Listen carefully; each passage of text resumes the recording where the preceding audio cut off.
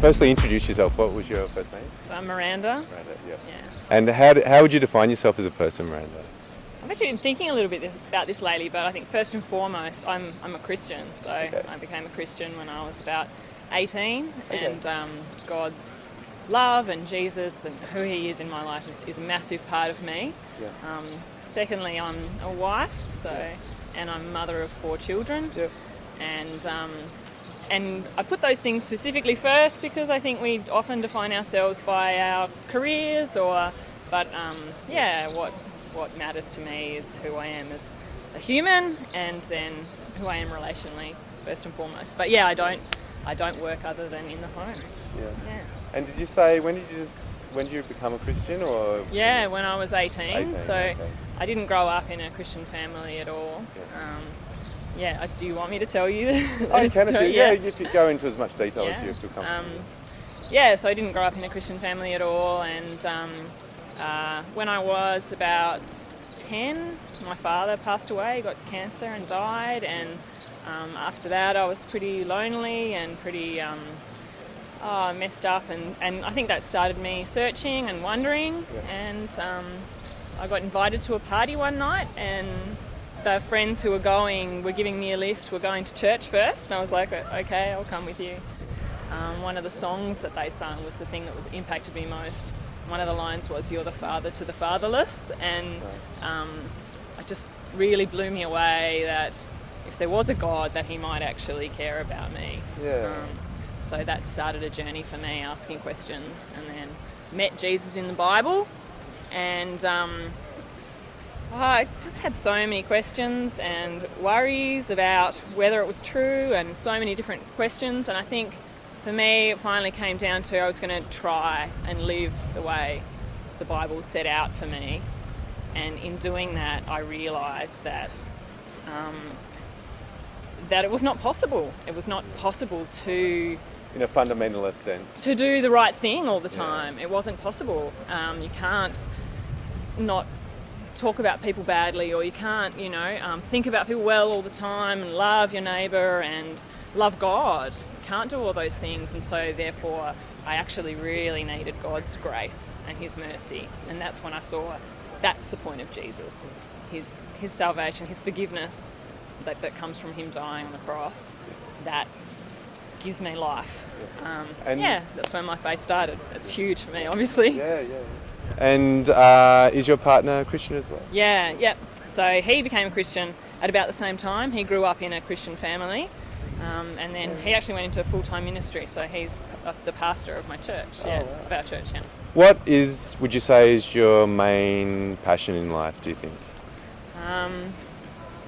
So my main passion, and having small children and devoting myself to that for a young time. So my eldest daughter is 10 and my baby's 2. I've got 4 kids, and I think as a mother I've devoted myself to that, and as you should, you kind of get lost in that, or not lost, but give myself to that thoroughly. And so, but then as that starts to ease and it's not all consuming, it's not nappy, this, next, I sort of started to think about what am I doing, what's going on, and I've never really had a career, so I was working out what is it in my heart that I really want to do. And I've always met with women doing Bible studies and stuff with my church, but I started meeting one-on-one and just reading the Bible, and people are broken and hurting, and I just see how much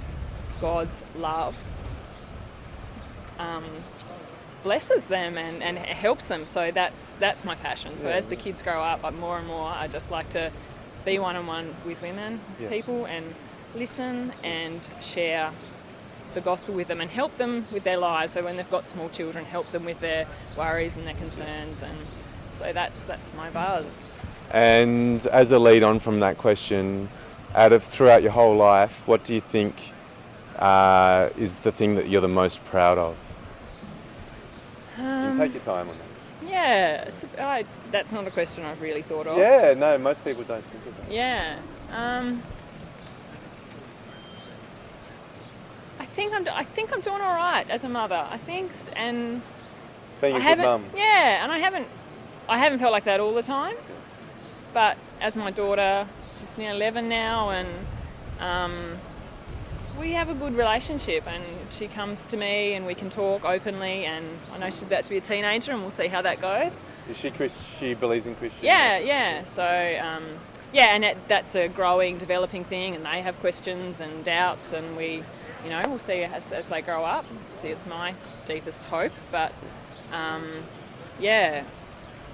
just really want to let them know that I love them no matter what.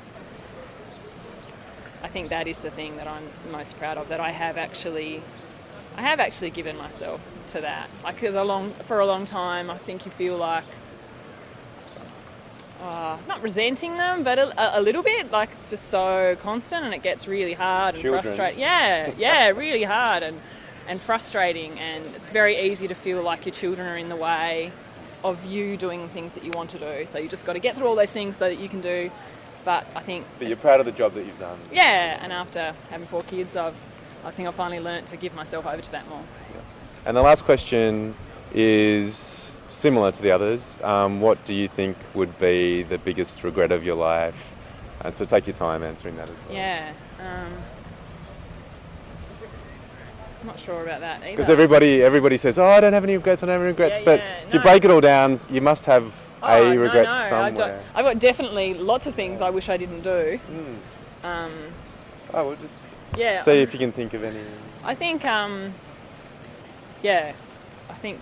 the fact that I have God's forgiveness means that I don't continue to punish myself for those things. But, yeah.